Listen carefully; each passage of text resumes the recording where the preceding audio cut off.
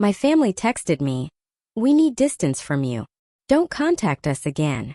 By the afternoon, my uncle had already packed their things. I calmly replied, "Of course. I'll just cancel my direct deposits first." By midnight, the entire family. Okay, prepare yourselves, because this isn't just a story about family drama.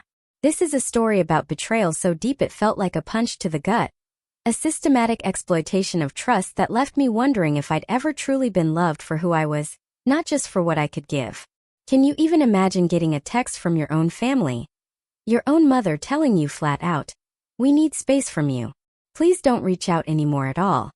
When for years you'd been their entire financial safety net? Yeah, that's exactly what happened to me. And let me tell you, that shocking text was just the beginning. My name is Susanna, I'm 32, and for as long as I can remember, I've been the financial backbone of my family. From the moment I landed my first consulting job, I quietly paid their bills, funded their dreams, and conveniently ignored the wildly one-sided nature of our relationship.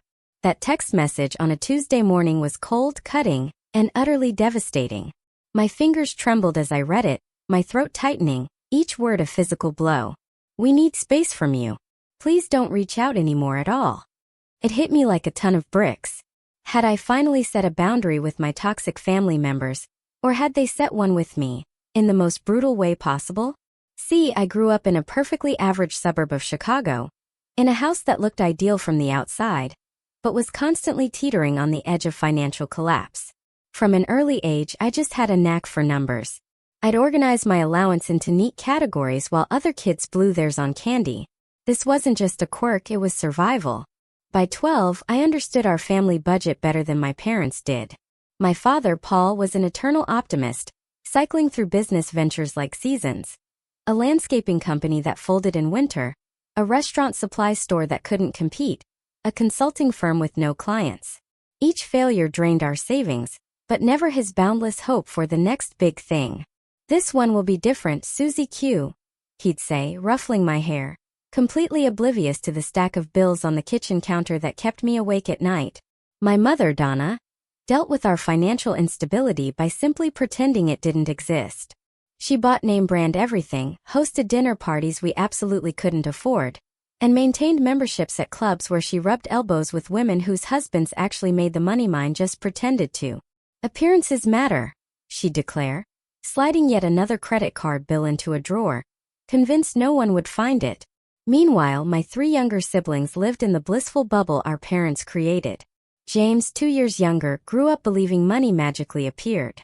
He played sports, had the latest gaming systems, and never not once held a summer job. Amanda, 4 years my junior, inherited mom's taste for luxury, but none of the accompanying shame of debt. She demanded dance lessons, designer clothes, and expensive camps, throwing epic tantrums if she was ever told no. And then there was Tyler, the baby 6 years younger, the most spoiled of all. His gaming addiction started early, as our parents would buy him whatever system or game would just keep him quiet while they grappled with their crumbling finances. I, on the other hand, took a very different path. At 16, I worked after school at the local grocery store. In college at the University of Illinois, I juggled 3 part-time jobs while somehow maintaining a 3.9 GPA in finance. No spring break trips, no sorority, no typical college experience for me. Just work, study, and occasional calls from home when bills came due. My first job after graduation at Anderson Financial Consulting felt like winning the lottery. A starting salary of $70,000. Within a month, I paid off my student loans. Within 2, I started helping out at home. First, it was just catching up the mortgage when my parents fell 3 months behind. Then paying for James's car insurance after his accident. Then funding Amanda's influencer career startup costs. Then covering Tyler's community college tuition, which he promptly wasted by dropping out. The pattern became glaringly clear, but I ignored it. Phone calls from my family always started with small talk, but they inevitably always led to money. My mother's tactics were the most sophisticated, building up to financial requests with subtle guilt trips. "Your father's blood pressure is through the roof with these bills," she'd sigh. Or, "We're so proud of you making all that money in the big city. Remember where you came from, though." My father, oddly, had too much pride for direct asks. Instead, he just mentioned problems only money could solve. The heating system is making that noise again. Probably nothing, but the repair guy wants $2,000 just to look at it. Crazy world we live in. James, bless his heart, never developed such subtlety. His calls were transactional, urgent, and always came with some wild story. Sis, I'm in a bind. Need $1,500 by Friday or they'll repossess the car. You know I'm good for it once this job interview pans out. Amanda's requests came wrapped in promises of future fame. Just $3,000 for this influencer marketing course, and then the sponsorships will roll in. I'll pay you back double. Tyler rarely called at all, preferring our parents to make his demands. When he did reach out, it was usually late at night after gaming for hours. My rent's due tomorrow. Landlord's being a jerk about it. Can you transfer $2,000? I'll get a job next month. Promise. The only voice of reason in our family was Uncle Rick, my father's older brother. He saw through the charade and pulled me aside at Thanksgiving 3 years ago. They're using you, Susanna, he said, his voice low, as we stood in the garage away from the festivities. You know that, right? I nodded, but still I defended them. They're family. They'd do the same for me. Uncle Rick's eyebrows rose. Would they though? When's the last time any of them asked about your life without wanting something? I couldn't answer. That silence spoke volumes. But still I continued the pattern. Transferring money, paying bills, financing their dreams, all while mine sat on hold. My apartment remained small and functional while I paid for my parents' roof repairs. My car was practical and aging while I made James's luxury car payments. My vacations were weekends in nearby states, while I funded Amanda's Instagram-worthy trips to Bali and Greece. Somewhere deep down I knew Uncle Rick was right. But admitting it meant facing a painful truth. Perhaps my family's love was conditional, based on what I could provide rather than who I was. So I just kept giving, desperately hoping that eventually, when I really needed them, they would be there for me too. Last year, the financial demands intensified. What had been occasional requests became near-weekly emergencies, each one more urgent than the last. In February, James called me at work, his voice tight with panic. They're taking my car, Susanna, right now. There's a guy with a tow truck outside my apartment. I could actually hear the rumble of a diesel engine in the background, validating his story. James, we talked about this. You promised to make the payments after. I covered the last 3 months. I know, he said quickly. But that job fell through and then I had some unexpected expenses. Those unexpected expenses, I later discovered through social media, included a wild weekend in Vegas with his friends. Nevertheless, I transferred $4,000 to his account while still on the phone. The tow truck left. 2 days later, James posted photos of himself with a brand new gaming system. My blood just ran cold. March brought Amanda's latest business venture. After her attempt at becoming a travel influencer fizzled despite the expensive trips I'd funded, she decided her true calling was in beauty products. It's only $10,000 to become a distributor, she explained over lunch, sliding a glossy brochure across the table. The products sell themselves, and the commission structure is amazing. I could be making 6 figures in 6 months. I recognized the pyramid scheme immediately. But Amanda wouldn't hear it. You just don't believe in me, she accused, tears welling in her expertly made-up eyes. Everyone else in this family supports my dreams except you. The irony was painful, almost sickening. I was the only one actually funding her dreams, while the rest of the family offered nothing but verbal encouragement. Still, I compromised, giving her $5,000, half of what she asked for. She took it without thanks and didn't speak to me for 3 weeks. April was Tyler's gaming equipment emergency. His computer couldn't handle the latest releases, and he needed $3,000 for upgrades.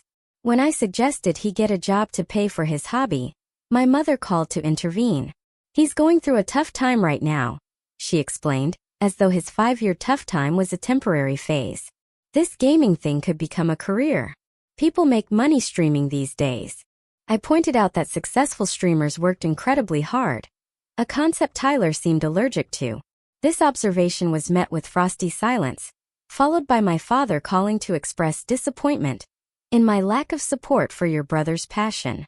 May brought the home repairs, starting with what seemed reasonable, $6,000 for a leaking roof. But somehow, once contractors were involved, additional problems kept being discovered.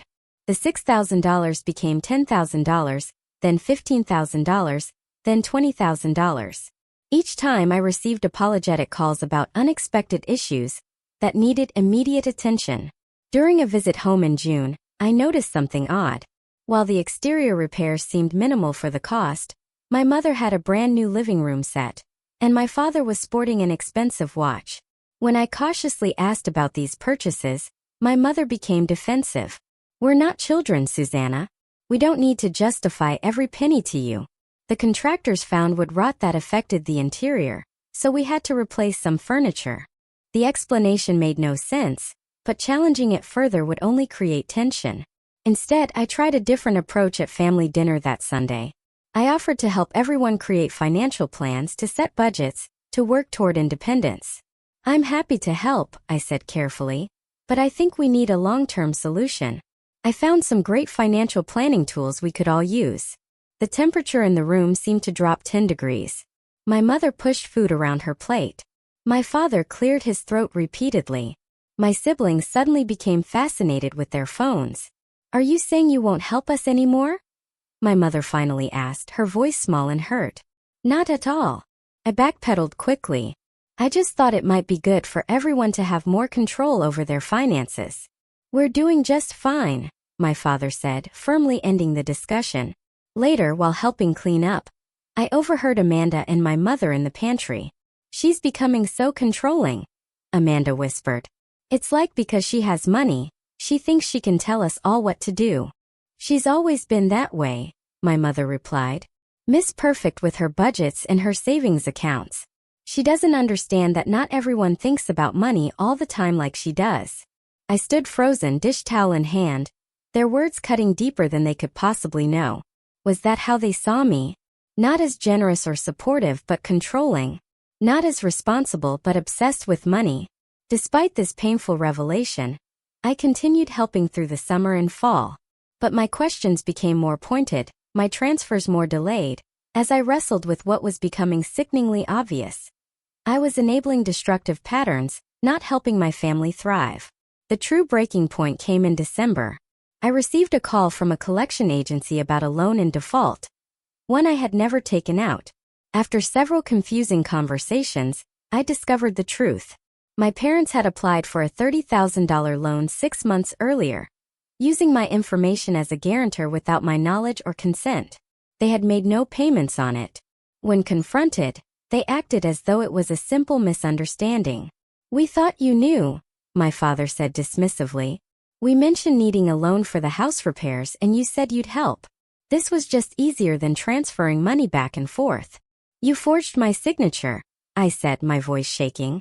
"That's fraud." "Don't be so dramatic," my mother interjected. "We're family. It's not like we're strangers using your information." That night I lay awake, a lifetime of patterns suddenly crystal clear. The collection call wasn't a mistake or a one-time lapse in judgment. It was the inevitable escalation of years of financial exploitation disguised as family need. The text arrived at 9:17 a.m. on a Tuesday morning. I was in my office preparing for a client meeting when my phone buzzed with a notification from our family group chat, a space typically used for sharing holiday plans or occasional memes. "We need space from you. Please don't reach out anymore at all." The message came from my mother's number, but it was clearly meant to represent the entire family. There were no emojis to soften it, no explanation to contextualize it, just 13 words that effectively excommunicated me from my own family. I stared at my phone, certain I had misread it. My hands began to shake as I read it again, then a third time. Each word seemed to grow larger on the screen, consuming my vision until nothing else existed. "Susanna, are you okay?" My assistant, Marissa, stood in my doorway, concern etched across her face. "You look like you've seen a ghost." "I'm fine," I managed, though my voice sounded distant and hollow even to my own ears. "Just need a minute." When she left, I called my mother immediately. The call went straight to voicemail. I tried again, same result. Next, I called my father. Voicemail. James. Voicemail. Amanda. Voicemail. Tyler didn't even have voicemail set up. It was as if they had coordinated a complete communication blackout. My heart raced, my palms sweated, and the room seemed to spin slightly. Was this about the loan confrontation? Had something happened I wasn't aware of? Was someone hurt or in trouble? The uncertainty was unbearable. Finally, I called Uncle Rick. He answered on the second ring. "Susanna," he said, his voice gentle but troubled. "I was about to call you." "What's going on?" I blurted out. "I just got a text telling me not to contact anyone in the family, and now no one will answer their phones." A heavy sigh came through the line. "I'm at your parents' house right now. There was a family meeting last night that neither of us was invited to." A family meeting about what?" I asked, my voice tight. "About you primarily." Uncle Rick's voice was apologetic. "After you confronted them about the loan, they're claiming you've become too controlling about money, that you're using financial support to manipulate everyone." The accusation hit me like a physical blow. That's insane. They committed fraud using my information, and I'm the one manipulating them. I know, Uncle Rick soothed. "It's completely backwards, but they've convinced themselves you've changed. That success has made you look down on them. Your mother was particularly upset about you offering financial counseling at dinner last month. She took it as an insult to her parenting." "But the loan," I pressed. "They're minimizing that completely, calling it a misunderstanding, that you're blowing out of proportion to punish them." I sank into my chair, my legs suddenly unable to support my weight. So this cutting me off completely. That's their response to me questioning one fraudulent loan after years of giving them money? "It's worse than that," Uncle Rick admitted reluctantly. "They're planning to ride out this arrangement until, and I quote, she realizes what she's lost and apologizes." Apologizes. The word came out as a whisper. "They're expecting you'll come crawling back once you realize family is more important than money. They seem to believe you need them more than they need you." I closed my eyes, memories flooding in. Birthdays when my gifts were cash, but I received nothing in return. Holidays where I traveled to them but they never visited me. Achievements they acknowledged only briefly before steering conversations back to their needs.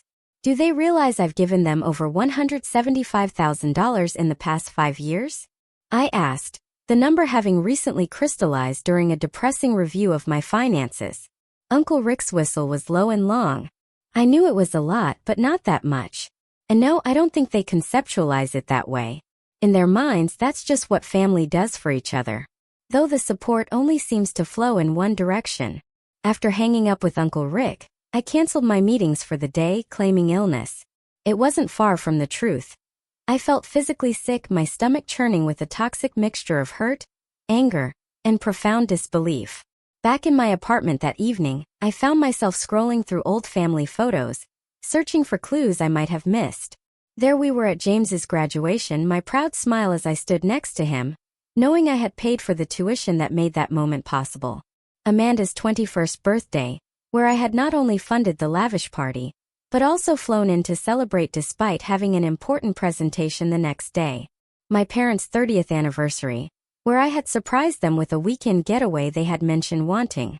In each photo, I searched their faces for genuine affection, for any indication that I was valued beyond what my bank account could provide. The evidence was thin at best. Around midnight, after hours of this painful archaeology through family history, I found myself sobbing on my kitchen floor, an empty wine glass next to me. The pain was physical, a crushing weight on my chest that made breathing difficult.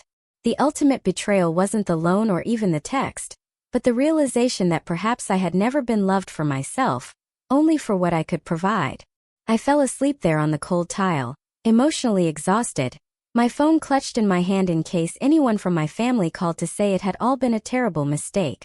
No one did. The next morning, I arrived at work puffy and disoriented.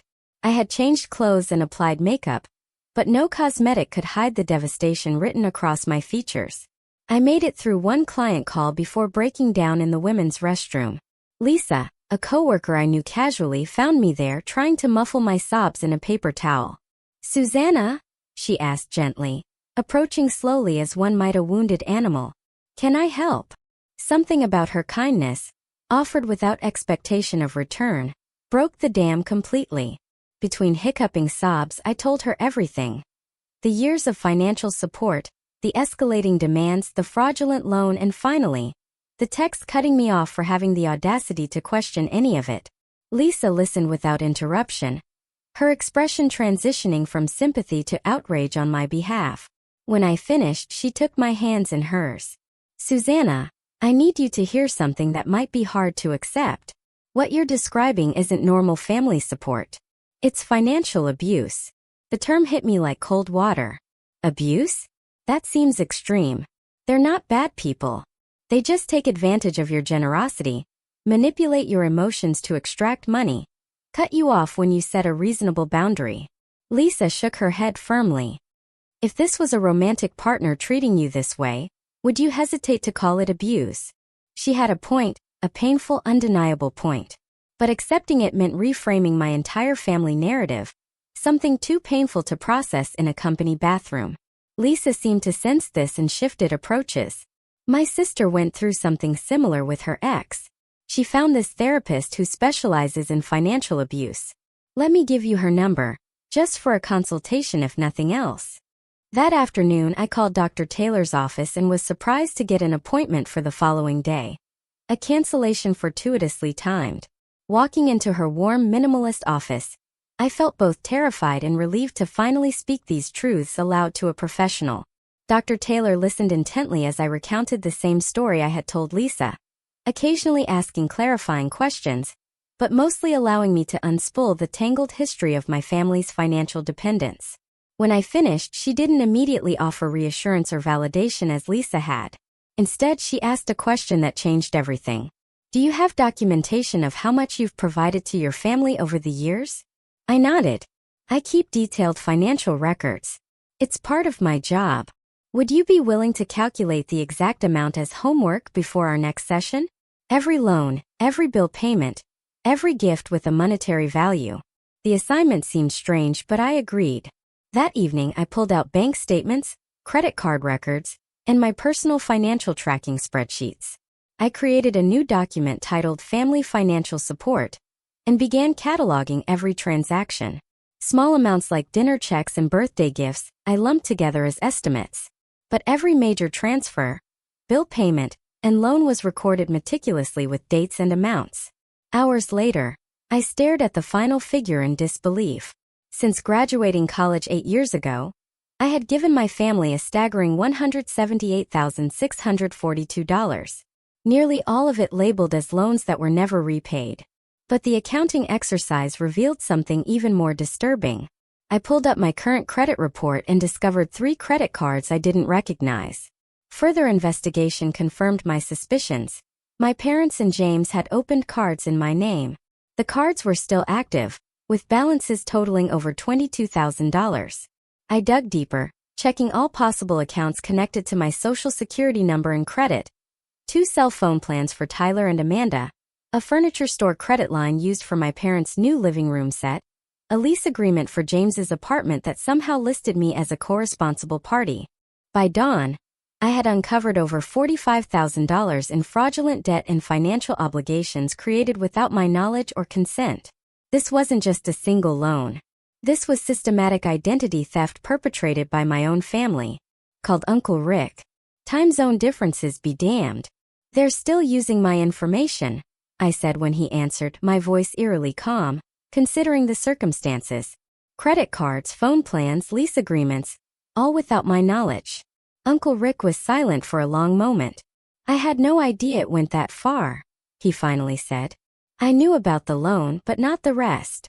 Did you know they had a family meeting to plan their next financial requests before I confronted them about the loan? I asked, a bitter clarity rising. Were they already planning what else they could get from me, even while using my identity to secure other funds?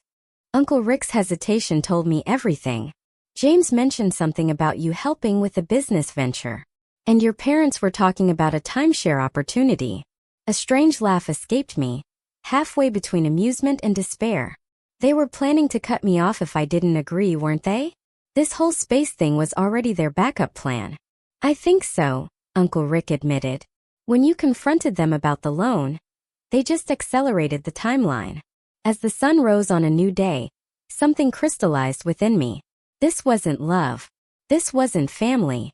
This was exploitation, pure and simple. And with that clarity came a resolve I had never felt before. I need to protect myself, I said, more to myself than to Uncle Rick. What are you going to do? He asked. I thought of the credit cards still being used, the automatic deposits still flowing into their accounts, the financial hemorrhaging that had been draining me for years. Whatever it takes. My first call that morning wasn't to my family, but to Diane Harrison, the financial advisor who had helped me establish my retirement accounts years earlier. I explained the situation as clinically as possible, my newfound clarity allowing me to speak without breaking down. This is more common than you might think, Diane said, her voice carrying the weight of experience. But you've caught it before it completely destroyed your financial future, which puts you ahead of many people in similar situations. She helped me create a comprehensive plan to disentangle my finances from my family's. First priority, stopping all automatic payments and transfers. Second, contacting credit bureaus to report fraudulent accounts. Third, securing all existing accounts with new passwords and security questions my family couldn't guess. Next, I called Robert Jensen, an attorney specializing in identity theft. Though he typically dealt with cases involving strangers rather than family members, he understood the complexity of my situation. Family identity theft is actually more damaging and more difficult to resolve than traditional cases, he explained. There's the financial component, but also the emotional betrayal, which often prevents victims from taking necessary legal action. I won't let emotion stop me from protecting myself, I assured him, though my voice wavered slightly. Good, he said, because I need to be clear. What your family has done constitutes criminal fraud. You have every right to pursue charges. The thought of my parents or siblings facing criminal charges made my stomach turn, despite everything. Let's start with stopping the bleeding and securing my identity. I'll decide about charges later. Between Diane and Robert, I spent the day executing a detailed financial protection plan. By evening I had canceled all automatic transfers to family members, frozen my credit at all 3 major bureaus, reported fraudulent accounts and begun dispute processes, changed all passwords, security questions and contact information on legitimate accounts, documented all unauthorized accounts with dates, amounts and available evidence, set up fraud alerts and identity monitoring services, drafted cease and desist letters regarding unauthorized use of my personal information. As I worked through these steps, my phone remained silent. No calls or texts from family members wondering why their financial lifelines had suddenly been cut. The silence confirmed what I already knew. They were waiting for me to crack first, to come begging for reconciliation. Around 8 that evening, I finally crafted my response to the family text. I considered lengthy explanations, emotional appeals, and detailed accountings of all I had done for them. In the end, I opted for simplicity. Of course, I'll cancel my direct deposits first thing. I hit send and felt a weight lift from my shoulders. 7 words that reclaimed my power and set boundaries that should have been established years ago. Within minutes, my phone exploded with notifications. My mother called 3 times in succession. My father texted asking what I meant exactly. James sent a string of messages about a misunderstanding. Amanda wanted to know if I was seriously being this petty. Tyler, typically the least communicative, sent a single text. What about my phone bill? I silenced my phone and poured myself a glass of wine, savoring the quiet satisfaction of finally standing up for myself. When I checked my messages an hour later, Uncle Rick had sent a single text that made me smile for the first time in days. Proud of you. They're panicking. I called him back immediately. Are you still at their house? I was, he said, a note of amusement in his voice. But I left after your text landed. You should have seen their faces, Susanna. Your mother read it aloud and went white as a sheet. Your father started immediately calculating which bills would bounce first. Your siblings were all on their phones checking account balances. Good, I said, surprised at how little guilt I felt. They needed a reality check. That's putting it mildly. Your mother tried to convince me to talk to you, to tell you that family comes first and money isn't everything. I laughed without humor. The irony is apparently lost on her completely. When I pointed out that they were the ones who cut you off first, She said that was different, and they just needed a break from your financial controlling behavior. When I asked how your behavior was controlling, but their expectations weren't, she asked me to leave. You didn't have to do that, Uncle Rick. Yes, I did. I packed up my overnight bag and told them I couldn't support how they were treating you. It was long overdue, honestly. I've watched this dynamic for years and said too little. His solidarity brought tears to my eyes, the first that day that weren't from pain. Thank you. Don't thank me. I should have said something sooner. But Susanna, be prepared. This is just the beginning of their reaction. Once they realize you're serious, things will escalate. He was right. Within 2 hours, the tone of messages shifted from confusion to outright anger. My father sent a lengthy text about family loyalty and how blood is thicker than water. My mother left a tearful voicemail claiming they had only asked for space for my negativity, not for financial support to end. James began alternating between threats and pleas, while Amanda posted a vague social media message about toxic family members who only care about money. Through it all, I maintained my silence, each ignored message strengthening my resolve rather than weakening it. The family that had asked for no contact was suddenly desperate to reach me. The irony was so thick it would have been comical under different circumstances. That night I slept better than I had in years, waking to dozens more missed calls and messages. Among them was a text from Uncle Rick. They're planning to show up at your apartment tonight. Fair warning. I spent the day preparing for the confrontation, not by crafting arguments or gathering financial evidence, but by centering myself in my decision. I cleaned my apartment, bought fresh flowers, ordered my favorite takeout, and created a space that reflected my new commitment to self-respect. When the doorbell rang at 7:30 that evening, I was ready. By midnight, my family was in complete crisis mode. The confrontation at my apartment door had not gone as they expected. My mother arrived first, armed with tears and guilt, followed shortly by my father and James. Amanda and Tyler apparently couldn't be bothered to make the trip, though they joined via speakerphone once the initial conversation turned hostile. I allowed them into my living room but set immediate boundaries. I'll listen to what you have to say, but I won't be changing my mind about the financial support. My mother's tears dried up remarkably quickly when she realized emotional manipulation wouldn't work. This is about the loan, isn't it? We were going to pay you back. This is about 8 years of one-way financial support, unauthorized accounts in my name, and a family dynamic that values me only for what I can provide, I replied calmly. My father tried a different approach, appealing to my sense of duty. We raised you, put food on the table, kept a roof over your head. That's what families do for each other. Yes, I countered. Parents are supposed to provide for their children. That's the commitment you made when you had me. I never made a commitment to support 4 adults indefinitely. James paced the room, the most visibly agitated. So you're just cutting us off completely just like that? What about my lease? What about the car payment due next week? Those are your responsibilities, James. You're 30 years old. It's time you learn to support yourself. The conversation devolved from there, cycling through every emotional manipulation tactic in their arsenal. My mother brought up childhood illnesses they had nursed me through. My father mentioned college application essays he had proofread. James reminded me of times he had picked me up from work when my car was in the shop, conveniently forgetting I had paid for those repairs. Amanda via speakerphone took a different approach. I thought you believed in me in my dreams. Was that all lies? I do believe you're capable of achieving your dreams, Amanda, but not while someone else funds your life. Real success comes from building something yourself. Tyler, typically quiet, finally spoke up. What am I supposed to do about my phone? It's going to get shut off. Get a job, Tyler. Like everyone else in the world. The back and forth lasted hours, with my family cycling through anger, bargaining, guilt, and threats. My father suggested they could take legal action since I had promised to help them financially.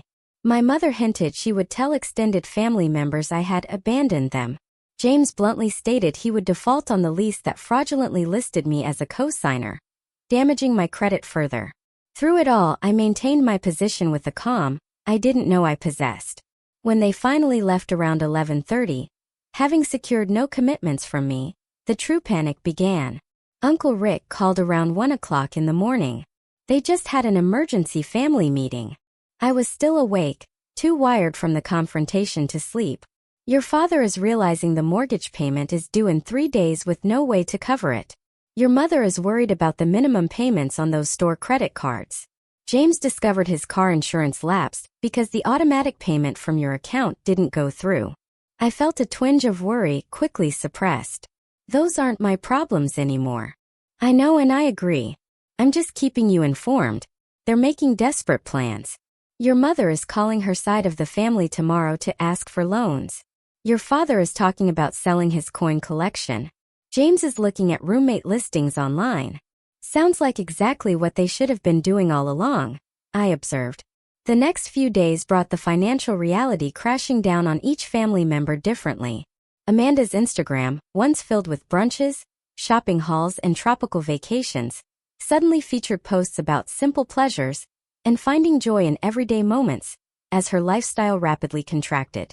James, faced with actual job hunting for the first time in years, discovered that his resume gaps and lack of experience made finding employment challenging.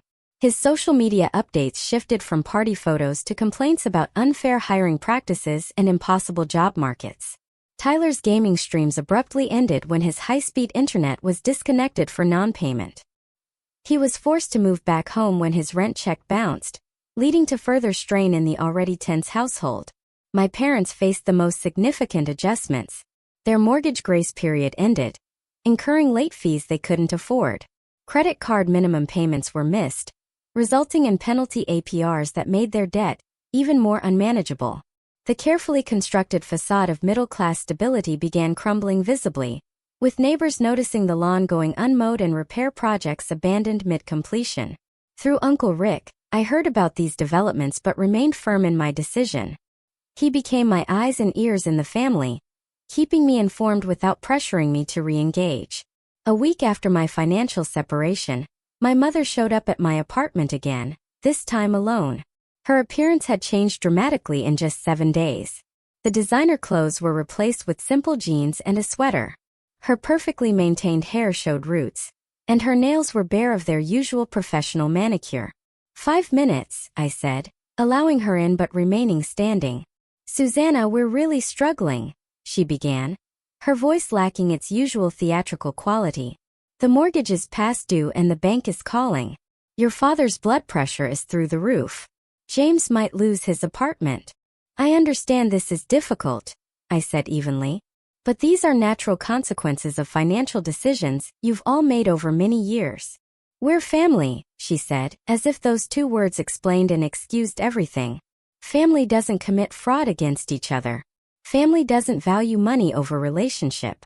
Family doesn't cut someone off for setting reasonable boundaries. Her expression hardened. So this is punishment. You're teaching us a lesson. No, Mom. I'm simply allowing you all to experience the reality most adults live with. Financial responsibility for your own lives. She left shortly after. No resolution reached. But something had shifted. The desperate panic was evolving into reluctant acceptance that the situation had permanently changed. My father called the next day, his approach far more aggressive than my mother's had been. Your mother is devastated. Is that what you wanted? To hurt her? To hurt all of us. What I wanted was a healthy relationship with my family that wasn't based on financial exploitation, I replied, keeping my voice calm despite my racing heart. Nobody exploited you. We asked for help, and you gave it. Nobody forced you. Did I consent to the credit cards opened in my name? I shot back. The loan using my information as guarantor? The cell phone plans? The lease agreement? His momentary silence acknowledged what he wouldn't say aloud. We were desperate. And now you're experiencing the consequences of that desperation without using me as a safety net. That's all. After my father's call came more family attempts at reconciliation, all with strings attached. James suggested we talk things through over dinner, but let slip that he needed help with an urgent car situation. Amanda proposed a sister day that somehow included stopping by a store where she had her eye on a business investment piece. Even Tyler reached out, his message transparently mentioning his gaming equipment had been pawned by our father to cover bills. Through it all, I maintained my boundaries with increasing confidence. Uncle Rick reported that a family meeting had been called specifically to develop a strategy for getting me to forgive and forget. They even recruited extended family members to reach out, thinking I might respond differently to aunts, uncles, and cousins less directly involved in the financial exploitation. Most relatives took my family's side, initially having heard only their version of events, but a few, like cousin Jennifer, reached out with more nuanced perspectives. They did the same thing to me, she confided during a coffee meetup. Not to the same extent, but after I got my nursing degree, suddenly everyone needed loans for emergencies. It took me 2 years of therapy to stop feeling guilty for saying no. These conversations reinforced that I wasn't alone, wasn't overreacting, and wasn't wrong to protect myself. Each day of maintained boundaries built my confidence and clarity further. The first week without contact became 2, then a month. I channeled my energy into healing, meeting with Dr. Taylor. As my family's attempts to manipulate me back into the financial supporter role failed repeatedly, they were forced to find other solutions. Uncle Rick reported that James had finally taken a job at a local warehouse, far below his self-perceived worth but steady employment nonetheless. Amanda had begun working as a receptionist, scaling back her influencer ambitions to weekend projects. Tyler had taken a retail position, his gaming relegated to evenings only. My parents faced the hardest adjustment, their decades of financial mismanagement requiring the most significant lifestyle changes. They began working with a credit counseling service, sold one of their cars, and dramatically downsized their spending habits. These changes weren't immediate transformations or Hollywood-worthy redemption stories. They were reluctant, often resentful adjustments to a new reality where actions had consequences and financial adulthood could no longer be outsourced to their daughter. And through it all, I discovered something surprising. I was happier, lighter, and more peaceful than I had been in years, despite the family turmoil. Without the constant drain on my finances and emotional energy, I began to flourish in ways I hadn't known were possible. 6 months after that life-changing text message, my world had transformed in ways I never could have predicted. The apartment I had kept small and functional to divert money to my family was now a 2-bedroom condo I had purchased myself, decorated exactly as I wanted. My savings account, once perpetually drained by family emergencies, now held a healthy reserve for actual emergencies. My investment portfolio, previously stunted by constant withdrawals, was growing steadily, securing my future rather than funding others' present wants. But the financial improvements paled in comparison to the emotional transformation. Through consistent work with Dr. Taylor, I had begun unraveling the complex web of codependency, guilt, and misplaced responsibility that had defined my family relationships. Financial codependency often mirrors addiction dynamics, Dr. Taylor explained during one particularly insightful session. You were the enabler, making it possible for your family to avoid the natural consequences of their choices. And like many enablers, you did it out of love, believing you were helping. I thought if I just gave enough, they would eventually become self-sufficient, I admitted, or at least appreciate the sacrifices I was making. That's the enabler's hope, she said gently. But enabling typically prevents growth rather than fostering it. By removing your financial support, you've actually given them something far more valuable: the opportunity to develop their own capabilities and resilience. This reframing helped ease the lingering guilt I felt, particularly during holidays or family birthdays. I now celebrate it from a distance. James has been at the warehouse job for 4 months now, Uncle Rick reported over dinner at my new place. Longest he's ever held employment. His supervisor actually mentioned potential for advancement if he stays another 6 months. Really? I couldn't hide my surprise. James had never shown such persistence. Necessity is a powerful motivator, Uncle Rick observed. He's also moved to a cheaper apartment with 2 roommates. Still complains about it constantly, but he's making it work. Amanda's journey showed similar progress. After 3 months as a receptionist, she had been recognized for her social media skills and given additional responsibilities, managing the company's online presence, a legitimate use of her interests that came with steady pay and benefits. Tyler had perhaps shown the most dramatic change, though from the lowest starting point. After 2 months at his retail job, he had enrolled in community college classes in computer science, attending evening courses after work. My parents' transformation was slower and less complete. They had downsized significantly, selling their house and moving to a 2-bedroom apartment. My father had taken a position as a sales associate at a hardware store, swallowing his pride to earn a steady paycheck for the first time in decades. My mother had started selling some of her craft projects online, generating modest income while adjusting to their new financial reality. None of these changes had come easily or without resentment. Through Uncle Rick, I heard about family gatherings where my name was still mentioned with mixtures of anger and hurt. I was still cast as the villain in their narrative, the daughter who had abandoned her family in their time of need. But beneath the resentment, respect was grudgingly growing as they witnessed each other developing capabilities they hadn't known they possessed. 3 months after the cutoff, I had begun building a new social circle independent of family obligations. Lisa from work had become a close friend, introducing me to her book club, where I met women with healthy boundaries and reciprocal relationships. I joined a hiking group that explored local trails on weekends, activities I had always wanted to pursue, but never had time for when family emergencies consumed my weekends. I even began dating again, something that had been on indefinite hold while my emotional and financial resources were directed toward family. Michael, a landscape architect I met through the hiking group, showed me what a balanced relationship could look like. One where both parties contributed equally and respected each other's boundaries. 5 months after the cutoff, I received my first direct communication from a family member other than Uncle Rick. My mother sent a text that simply read, "The credit counselor has been helpful. Thank you for suggesting financial planning back then, even though we weren't ready to hear it." It wasn't an apology, but it was an acknowledgement, however small, that perhaps my perspective hadn't been entirely wrong. I responded with a simple, "I'm glad it's helping," neither overly warm nor completely cold. 6 months to the day after receiving that devastating group text, another message arrived from my mother. This one longer and more reflective.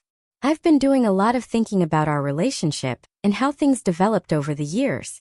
I realize now that we came to depend on you in ways that weren't fair or healthy. I can't speak for everyone, but I want you to know that I miss you. Not your financial help, but you, my daughter. If you're ever open to talking, I would like that. On your terms." This message brought tears to my eyes. Not from pain, but from the recognition that perhaps healing was possible for my family, too. Not immediate reconciliation, not a return to old patterns, but something new and potentially healthier. After discussing it with Dr. Taylor, I crafted a careful response setting clear conditions for any potential rebuilding of relationship. 1. Acknowledgement of the financial exploitation that had occurred. 2. Concrete steps to address the fraudulent accounts still impacting my credit. 3. Commitment to financial independence going forward. 4. Respect for my boundaries without guilt or manipulation.